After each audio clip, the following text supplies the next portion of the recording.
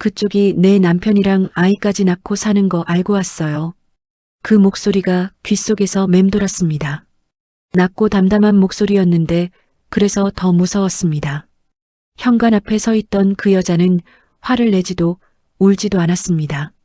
그냥 저를 바라보았습니다. 미움인지 연민인지 기막힘인지 그 눈빛 하나에 너무 많은 것들이 섞여 있어서 저는 그게 뭔지 끝내 읽어내지 못했습니다. 그녀가 핸드백에서 사진 한 장을 꺼냈습니다. 재우가 있었습니다. 내 남편 임재우가 처음 보는 새 아이들 사이에서 이 여자의 손을 잡고 웃고 있었습니다. 2살배기 성진을 품에 안고 서 있던 두 다리에서 힘이 한꺼번에 빠져나갔습니다. 아이를 안고 저는 그대로 무릎을 꿇었습니다. 그 자리에서 그냥 무너져 버렸습니다. 지금부터 그날의 이야기를 해드릴게요. 경상도 작은 항구 도시에 사는 한금아 씨의 이야기입니다. 저는 특별할 것 없는 여자였습니다. 이름처럼 화려하지도 않고 그렇다고 딱히 초라하지도 않은 항구 가까운 골목에서 자라갈치 굽는 냄새와 파도 소리를 자장가 삼아 컸습니다. 그런 제 앞에 임재우가 나타났습니다. 10살 연상이었습니다. 말이 많지 않았지만 한마디 한마디가 무게가 있었고 어떤 상황에서도 먼저 흔들리는 법이 없었습니다. 처음 만난 날 비가 쏟아지는 버스 정류장에서 그가 말없이 우산을 내밀었을 때 이 사람이 내 편이 되어줄 것 같다는 예감이 들었습니다. 어릴 때부터 막연하게 바라던 내 곁에서 흔들리지 않는 사람. 금아 씨는 제가 옆에서 지켜주고 싶어요. 그 말에 가슴이 내려앉았습니다. 담백하게 건넨 말이었는데 왜 그렇게 마음에 꽂혔는지. 재우는 고아라고 했습니다. 가족이 없다고 했습니다. 그 말이 오히려 저를 더 끌어당겼는지도 모릅니다. 내가 이 사람의 가족이 되면 되겠다. 이 사람한테 내가 전부가 되면 좋겠다. 우리는 고향으로 내려가 결혼식을 올렸습니다.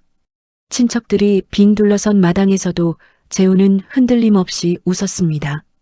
그 웃음이 그렇게 믿음직해 보였습니다. 재우는 출장이 잦아 집을 비우는 날이 많았지만 그때마다 저는 불평보다 기다림을 골랐습니다. 일 때문이니까요. 뜸하게 보니 더 반갑고 현관문이 열리는 소리만 들어도 심장이 먼저 뛰었습니다. 그리고 우리 아들 성진이가 태어났습니다. 재우가 처음 성진을 안아들던 날 그 크고 단단한 팔이 아기를 얼마나 조심스럽게 감쌌는지 그 모습을 바라보며 저는 눈물이 났습니다. 행복해서 나는 눈물이었습니다. 셋이서 처음 찍은 가족사진. 재우가 성진을 안고 저를 바라보며 웃던 그 순간 저는 생각했습니다. 이걸로 충분해. 이런 게 행복한 삶이지. 이보다 더 바랄 게 없어. 그리고 성진이가 2살이 되던 가을이었습니다. 현관벨이 울렸습니다. 낯선 여자가 서 있었습니다.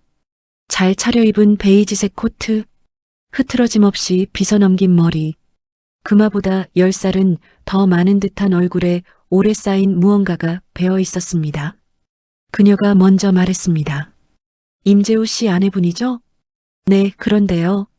저도 임재우 씨 아내예요. 시간이 멈추는 것 같았습니다. 성진이가 제 치맛자락을 잡아당겼지만 아무 감각이 없었습니다. 김은자. 그게 그녀의 이름이었습니다. 재우와 10년 전부터 결혼해 살아왔고 새 아이가 있었습니다. 재우가 고아라고 했던 말과는 달리 부유한 부모님도 살아계시고 형제들도 있었습니다. 모든 것이 거짓이었습니다.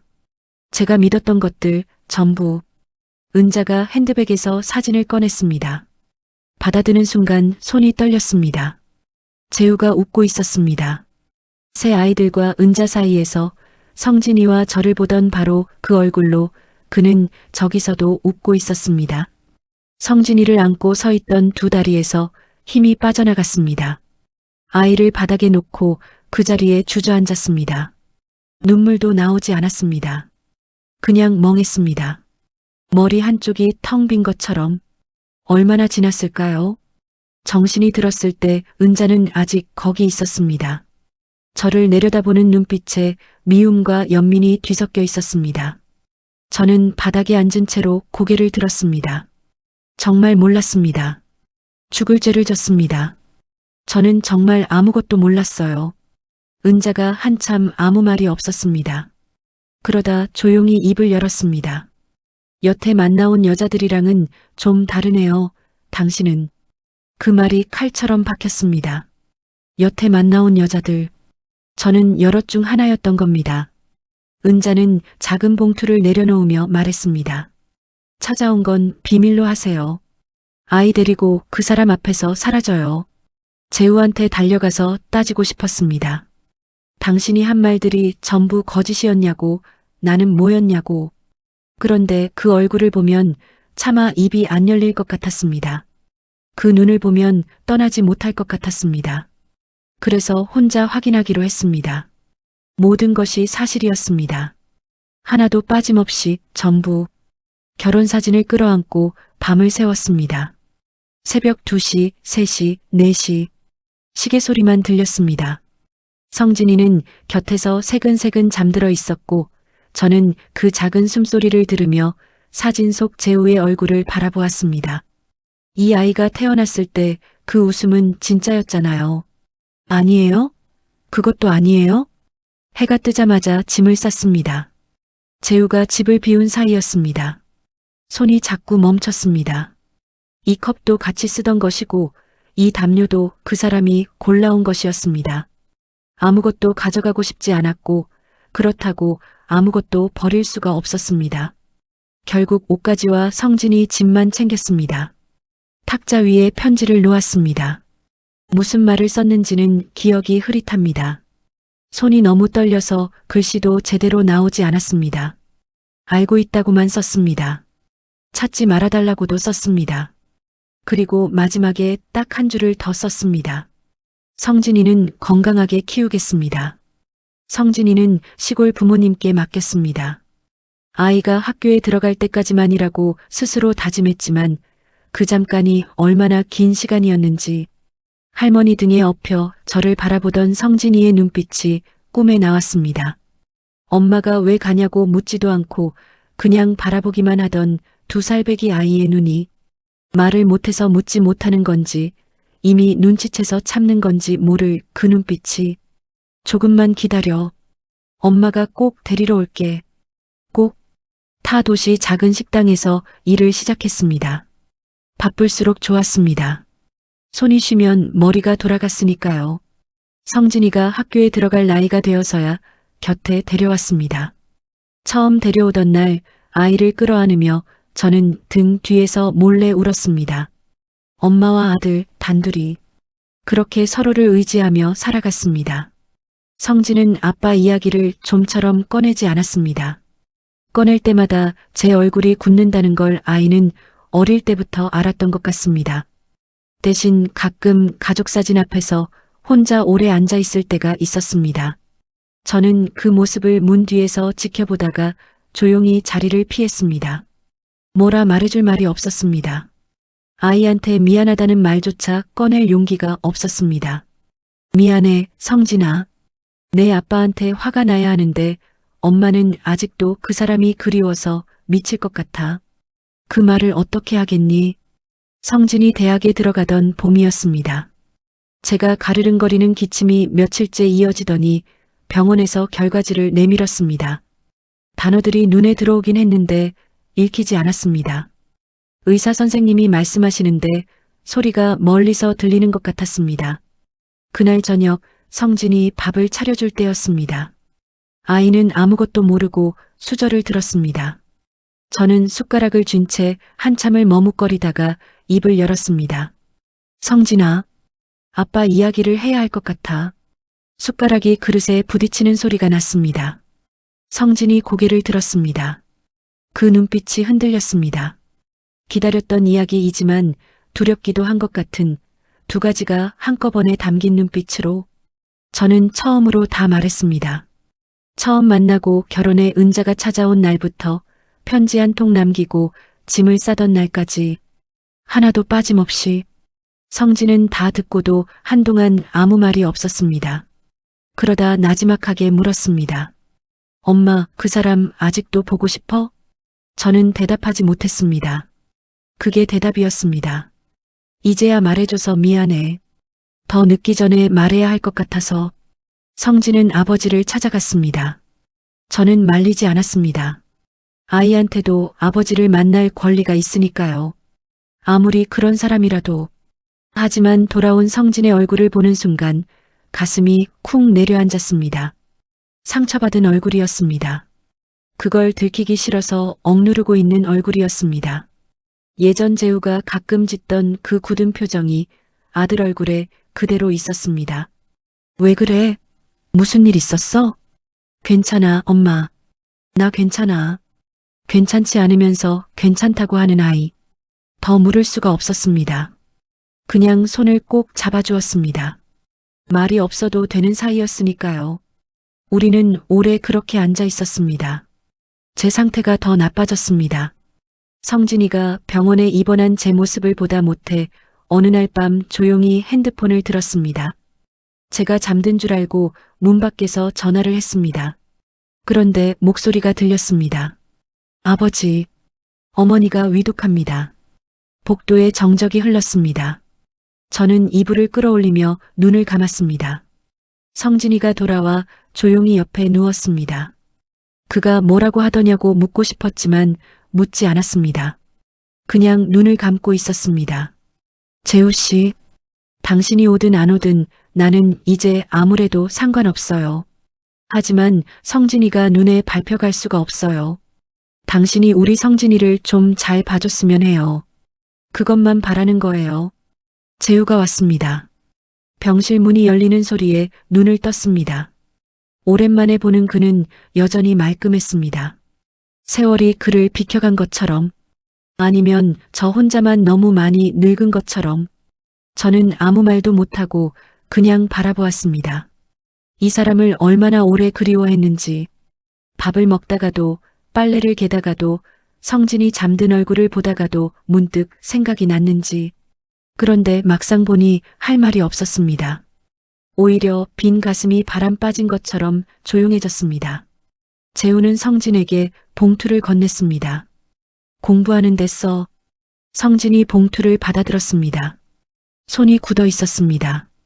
재우가 제 쪽으로 고개를 돌렸습니다. 눈이 마주쳤습니다. 옛날처럼 다정하지도 미안해서 차마 못 보겠다는 것도 아니었습니다. 그냥 텅 빈 듯한 아무 감정 없는 눈이었습니다. 오래 지나간 일을 잠깐 떠올리는 사람의 눈이었습니다. 미안해. 그 한마디였습니다. 그것도 메마른 목소리로 형식적으로 해야 할 말을 하는 듯이. 그리고 그는 돌아섰습니다. 그냥 그렇게 그는 가버렸습니다. 저는 한동안 그가 나간 문을 바라보았습니다. 나는 평생 이 사람이 그리웠는데, 미워하면서도 잊지 못했는데, 당신한테 나는 그냥 지나간 시간이었구나.